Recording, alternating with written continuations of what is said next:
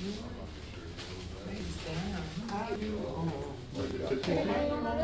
on that TP link. Okay, close all that. Close out. Marie, which one you connected to? Try to use TP5. Try it. Yeah, pass it around first. Oh, 2 points. Yeah, the TP. 2 points. 2.4.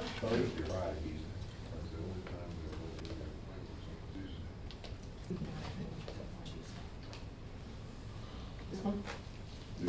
Yeah, try that. Try it. You see? 2.4 GA. Yeah.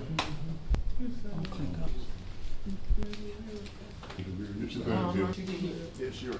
Okay, I'll put that guy. Oh, okay. Oh, yes.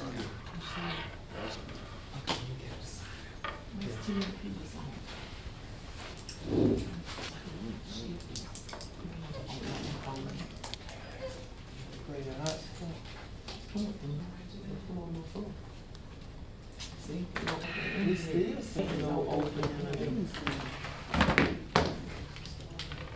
You don't need it now.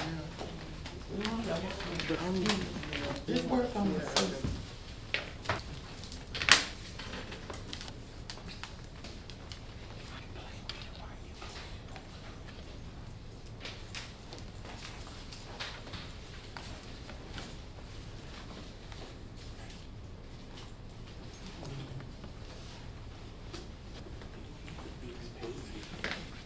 You know how we feel.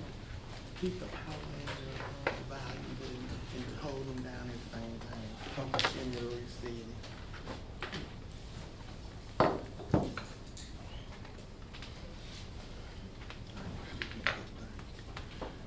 Can you offer a word of prayer? I'm sure you can. You would bow your head with a word of prayer. Most gracious Heavenly Father, we want to just thank you right now for allowing us to be here, discuss the business of New Municipal School District. God, we just thank you for your grace, for allowing us to make it to this very place at this very time. Because realizing that without you, it would not be possible, Lord. Lord, right now, we just ask a special blessing on our district, our community, our superintendent, our students. Watch over us, God. Continue to protect us and continue to keep us, realizing that there are all kinds of hurts, harm, and dangers throughout the world that we bypass every day. And we just thank you right now, Lord. We ask you to continue to just keep our minds at peace, God. We ask you to keep our hearts at peace. And God, we ask that you, whatever decisions that this board makes, God, we ask that it be in your will. In your son Jesus' name I pray. Amen. Amen. House order New Municipal School District budget hearing Thursday, July 20th, 2023, 4:30 p.m. New Municipal Central Office Boardroom. Dr. Nixon. Good evening, everyone. We would like to thank you for coming out tonight for our New Municipal School District budget hearing. We will move forward. The order or the agenda will go as follows. We will present information coming from our Special Services Department, which is a federally funded IDA, Individuals with Disabilities Act funds. Ms. Cole Shelby will come. She serves as our Federal Programs Director, and she'll present our federal funds. And then our business manager will come, and she'll present the district's operating budget from all three, from our local funds, state, as well as federal funds. Our mission statement: all students will graduate from New Municipal School District, college, or career ready, but we like to say now college and career ready. Our board members are present here tonight, and we want to thank them for their presence and their commitment and dedication to the New Municipal School District. And I'm yours truly, Superintendent Dr. Linda Nixon. This public hearing is required by Mississippi Code 37-61-19. This is the school district's opportunity to present its 2023-2024 educational plan expressed in dollars and cents to the public. The budget may change or may be amended as the instructional needs of our students change throughout the year. Again, our mission statement: all students will graduate from new municipal school district, college, or career ready. Some of the facility improvements that will take place this upcoming year, we have HVAC upgrades, more electrical improvements, mechanical, restroom renovations, ceiling and light renovations. We're renovating roofs, classroom renovations, safety and security work will take place at all schools, replace the roof and HVAC at Newton High School gym. The new municipal school district special education program, Natasha Porter is the director. She's out here tonight. She's a new grandparent, but the grandson is sick. And so her daughter said, "Mom, please come get the baby." And so she's not here tonight due to family sickness. But as a former special education director, I will go over her special education budget. Again, this is our budget for students with disabilities. New Municipal School District is allocated federal funds to provide special education services to students with identified disabilities ages 3 to 21. The Mississippi Department of Education determines the budget allocation amount based on student numbers and the types of disabilities. We have disabilities in categories they consider low incident and high incident. So the more high incident disabilities you have, that allocation may change. That determines your allocation as well. Special education services that these funds provide: intense direct instruction, one-on-one instruction to our students, resource and tutorial instruction, homebound instruction. We have students with disabilities that may not be able to attend school directly, so our teachers go out into the homes and provide homebound instruction. We provide speech and language therapy, physical, occupational therapy, hearing and vision screening, positive behavior support and counseling, and transitional services. As it was indicated on the prior slide, we serve students 3 to 21. And so we start impacting the lives of children when they transition from 2 to 3. And although they may leave us at the age of 18, we still track those students and possibly serve them up to age 21. IDA allocations are considered Part B allocations. And this year, our allocation is $285,610. All of these funds are coded in what we call 2610. We have line items that help separate where those monies can be spent.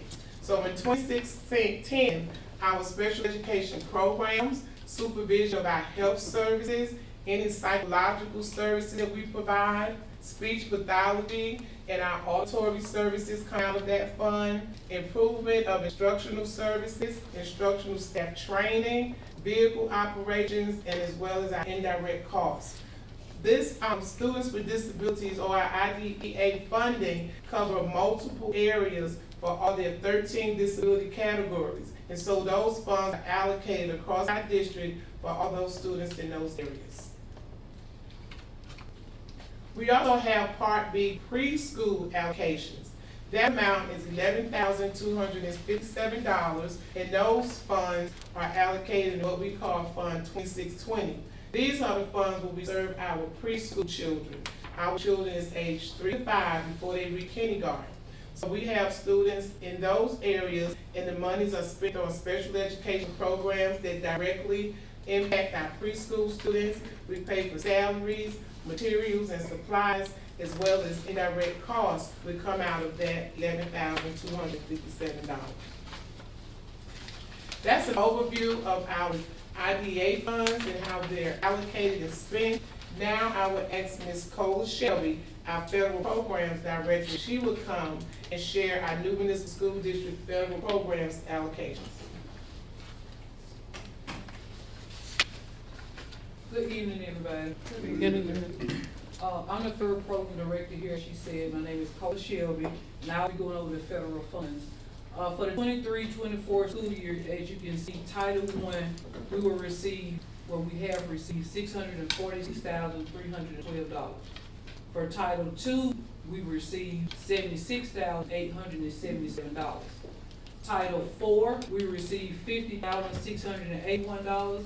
And then for Title V, we received $23,297.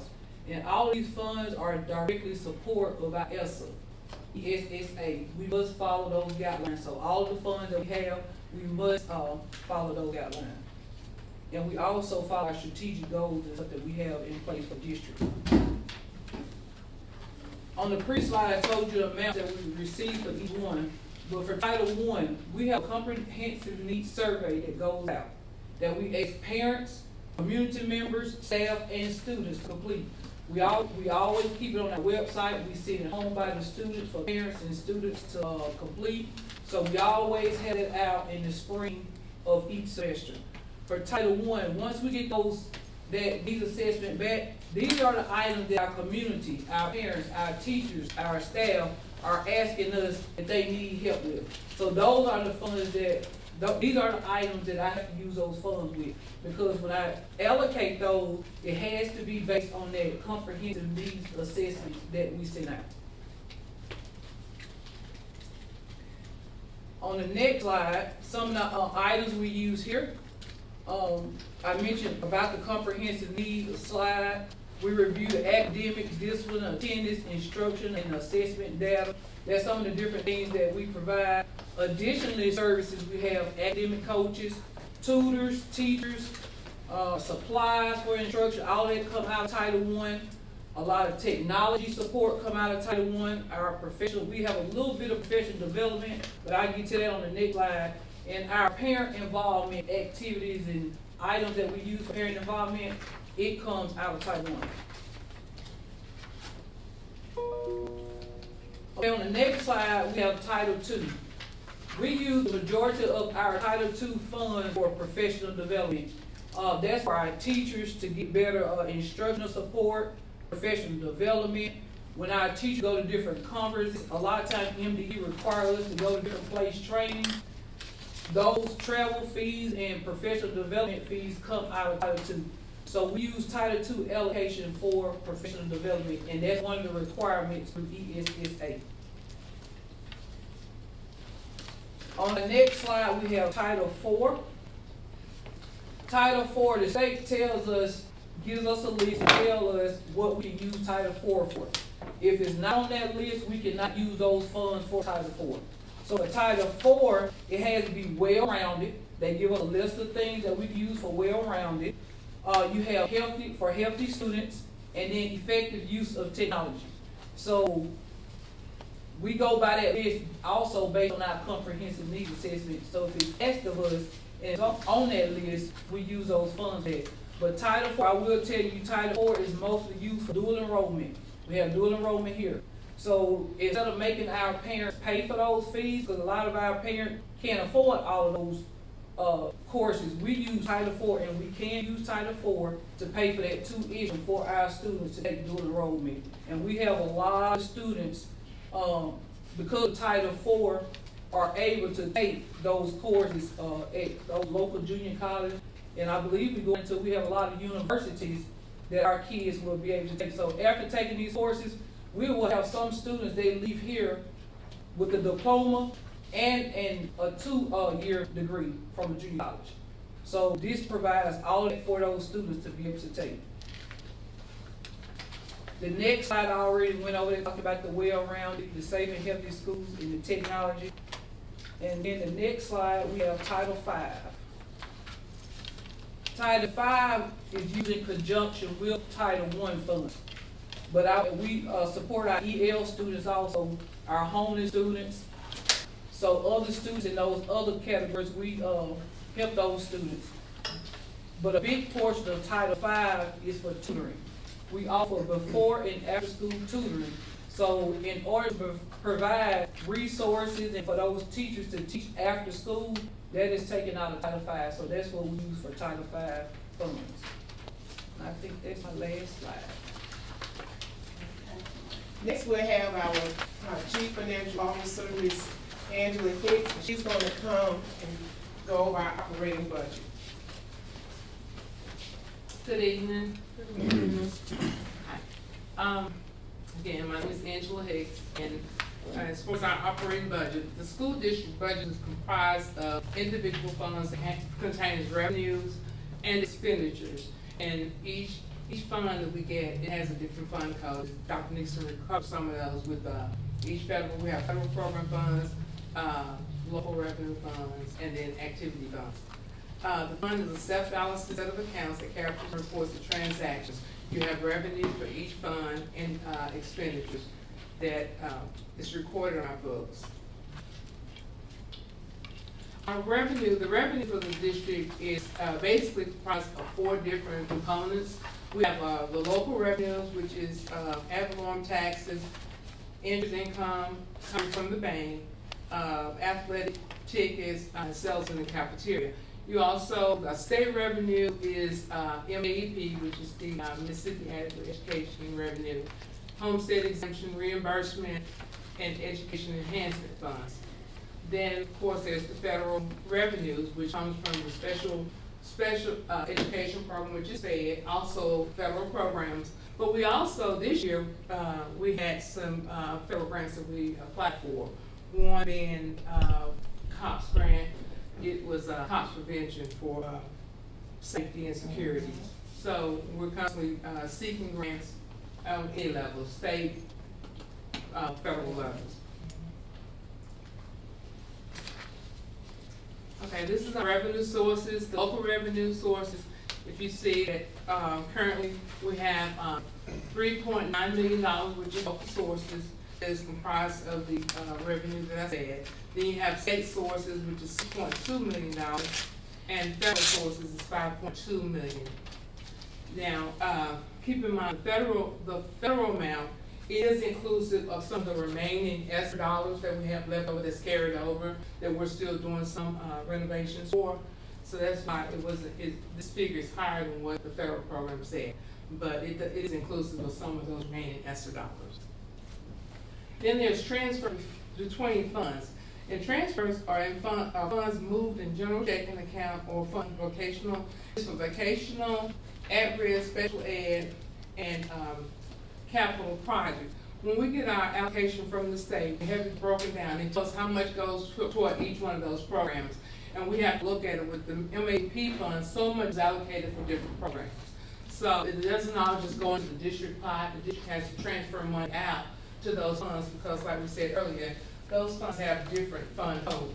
So it's not all in the same fund. So what we do is we take those funds and we see what portion that we have to transfer to CTE, also to SPED. SPED, even though SPED receives funds from SPED, we have to do a maintenance effort, which they requires the district to spend so much money. It's like match to do. We have to spend so much money for them to fund the SPED program. And in maintaining the maintenance of effort, we have to transfer funds from the district account to the SPED to cover those expenses. So the SPED program covers a portion of salaries, but the district covers the majority of those salaries. And if you look at the total projected transfers right here, for this year, the upcoming year is $1.1 million. And I know some of you may have noticed on your sheet, on the budget sheet, you have revenues and expenditures. And it looks like that the expenditures is more than the revenue. And that's part of the reason because some of it, the transfers are not considered revenue for that program. So that's why it looks like it's out of balance. But it's part of, because the district has to transfer revenue on it.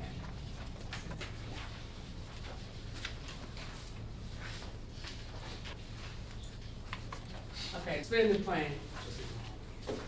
Spending plan for the district is personnel, which include instructional needs, extracurricular activities, supplementary services, operational services, transportation, and operational costs, which is utilities, maintenance, supplies and equipment, and fuel for the bus. So as far as who's purchasing, instruction includes salaries and benefits of teachers and teachers' assistants, supplies, materials for the classroom. And it's basically, it can be viewed as every expenditure that occurs behind the closed door of the classroom. So that is what our instruction is.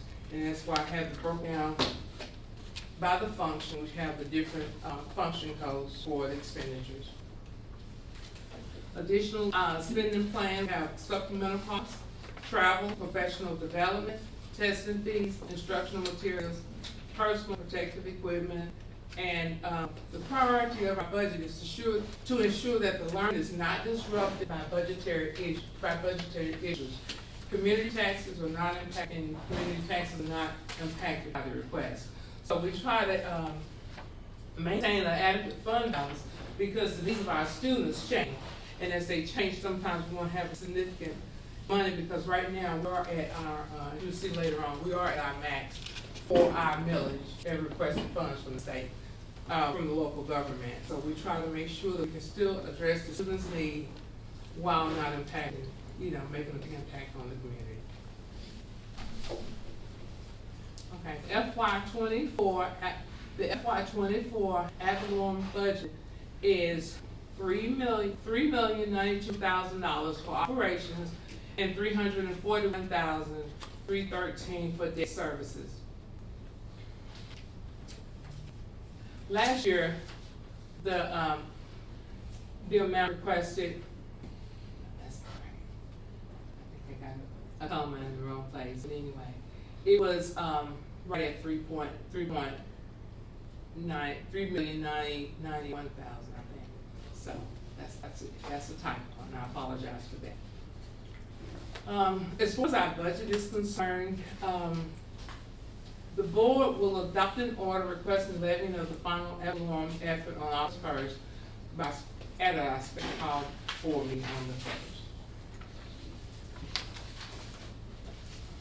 Okay, that's just duplication of what we said of the who's spending what. Okay, right here is the general fund balance. As I said, sometimes the needs of our students changes, and we try to address it and have to make sure we have funds available to address those needs. So this is our fund balance right now. Looking back as far as FY18, we have a fund balance of $541,000. And in 19, it dropped a little even more. But in FY20, we were able to, cut costs and increase our fund balance to make sure we were more financially stable. And that is our goal here at the district, to make sure that we operate effectively and efficiently and maintain an adequate fund balance. That's one of the district goals. And as of today, tentatively, an estimated fund balance of $5.5 million. And I say that's estimated because we're in the process of closing out the fiscal year, and we have not submitted our FES report. So in doing so, sometimes there's journal entries that has to be made as far as some programs or expenditures that's out. So that may change. It should, I don't foresee a significant decline, but that is an estimated figure. Just want you to know that is estimated. Okay, this is just a comparison of the assessed valuation of the taxes back as far as 2018. The assessed valuation of property in 2018 was $47 million. In 2019, it increased to $62.8 million. In 2067, and then as 23, it was 72. The letter we just received was $72 million. So as you look over there, it has been a slight increase. Some a little bit more than others, but that is the assessed value that we use to calculate our ad valorem request. Okay, this is our millage information. Currently, for 2024, we project 61.43 mills.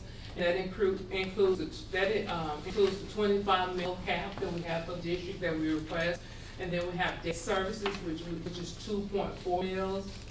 And then the shortfall is when the ad valorem amount is not received by the district from the county, when we make a request based on the figures that they give us, we calculate the amount that we request from the county based on their information. And when we make their request, if they don't supply the monies that we request, then there's a shortfall. If they send us more, it's an escrow. But when it's a shortfall, then we have to submit a note that the county is responsible for paying that so we can recoup the money that we were expecting to in our operating budget. So it's a shortfall note, it's usually 3 years. So at 24 or 25, it'll come off for the shortfall. This is the FY 22-23 expenditures and the proposed expenditure for all funds. It includes teacher pay raises, mandatory step increases for teachers years of experience, and hiring additional staff. The major expenditures are salaries and fringe benefits. Salary and fringe benefits basically comprise about 52% of our total budget, and we have to, in compiling our budget for the upcoming year, we get the salaries and run that part, and once that piece is done, then we formulate our budget around what's left based on what we're expecting to receive as far as income. And that's just the pie chart of those expenditures, and you see the two bigger pieces over there. It's the salaries and fringe benefits. Debt services is about 2.28% of our expenditures for the year. This past year, we had an educational facility loan, which was a $750,000 interest-free loan, and we're required to pay that back over a 10-year period, 10%. So our first payment would be due in the upcoming fiscal year of $75,000. Our shortfall note payment is $211,224, and our $3 million note is $130,090. Those are our payments that will be included in our FY24 budget. Any questions? I just want to make one statement before we have any questions with our teacher salaries. Our teachers are continually going back to school, acquiring higher degrees. Not only our teachers, but our support staff, we encourage that. We have a grow our own leadership, grow our own teacher programs. And so we encourage our teachers and our staff to go and get those higher degrees and improve those services for our students. So that's another reason why our salary pie is larger, because we encourage that. We want our teachers to continue on so that we can provide those great experiences for our scholars. So with this time, do we have any questions from anyone in the audience? Yes, you're talking about the shortfall. So when you go and ask for more money, so it's the supervisors you go to, is that right? And why would they not give you the money and you would have to have a shortfall note?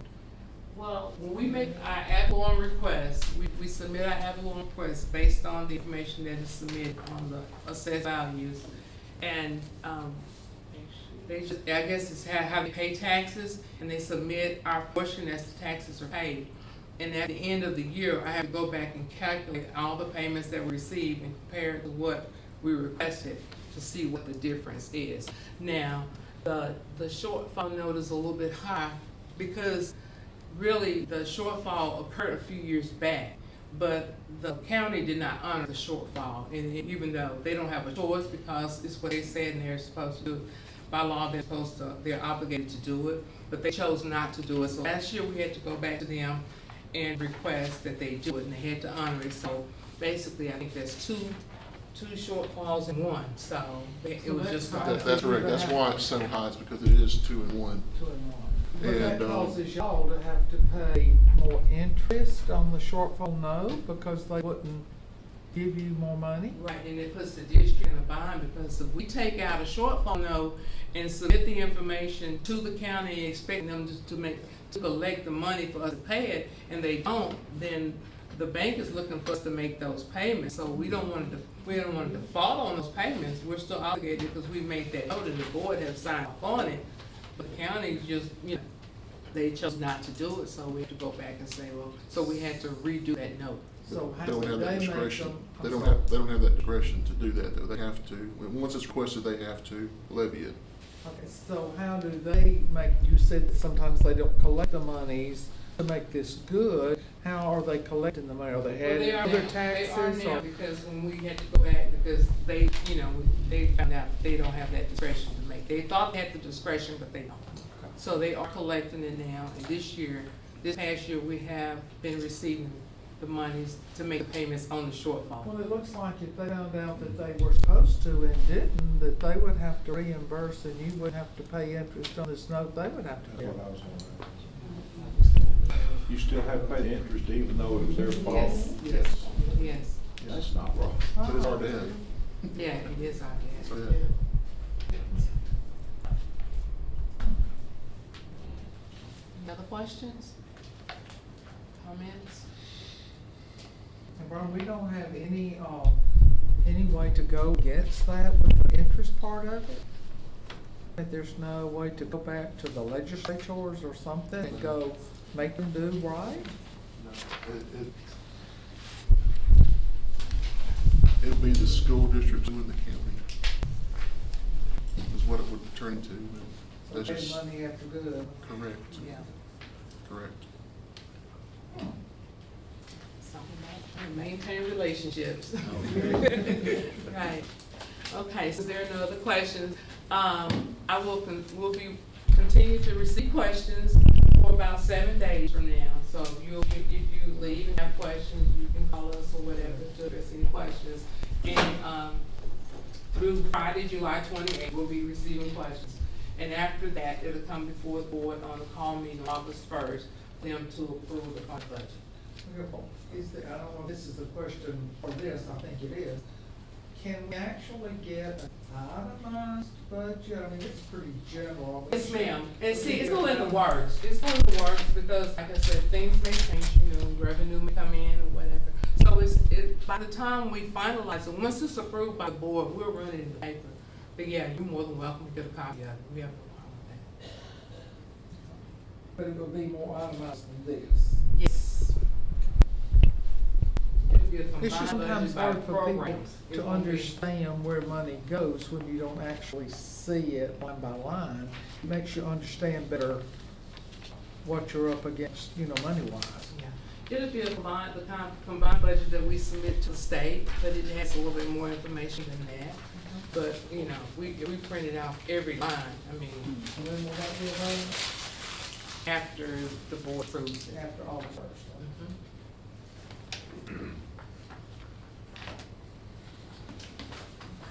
On the last slide, he'll just leave it up. There's some contact information. If you have any questions, you can always stop by the central office, or you can call and just ask for one of us.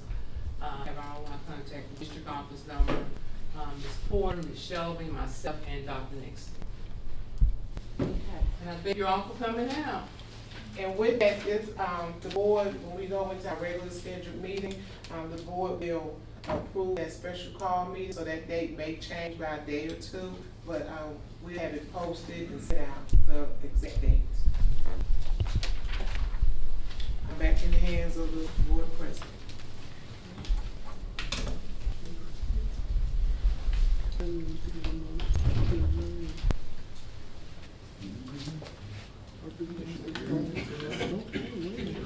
Well, that finalizes our budget here and it is officially adjourned. Our regular board meeting will start at 5:30.